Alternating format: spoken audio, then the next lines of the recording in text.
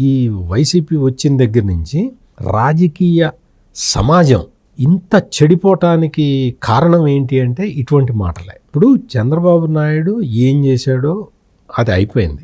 ఆ తర్వాత ప్రజలు తీర్పు చెప్పారు. ఆ తర్వాత ప్రజల తీర్పు ఏ విధంగా వచ్చింది, నువ్వు ఏ విధంగా దాన్ని మౌల్డ్ చేసుకున్నావు, నువ్వు సింపతిని ఎట్లా క్రియేట్ చేసుకున్నావు, ఒక్క ఛాన్స్ అని నువ్వు సింపతిని ఎట్లా క్రియేట్ చేసుకున్నావు, ఇవన్నీ మనకు తెలిసినవే.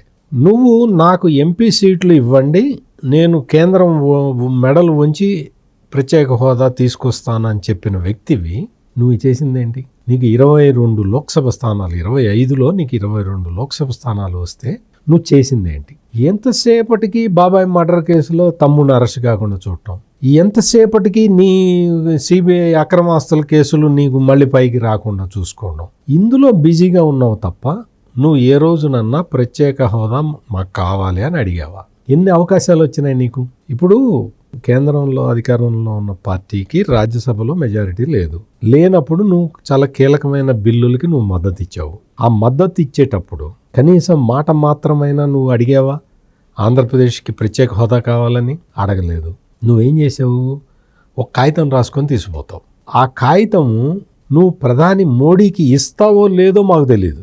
బయటికి వచ్చిన తర్వాత ఆ కాగితాన్ని ప్రెస్కి సర్క్యులేట్ చేస్తావు. అదే కాగితం డేటు మార్చి 5 ఏళ్ల నుంచి సర్క్యులేట్ చేస్తున్నావు ప్రెస్కి. నువ్వు అది ఒక్కసారన్నా నువ్వు ప్రైమ్ మినిస్టర్కి ఇచ్చావో లేదో నాకైతే డౌటే.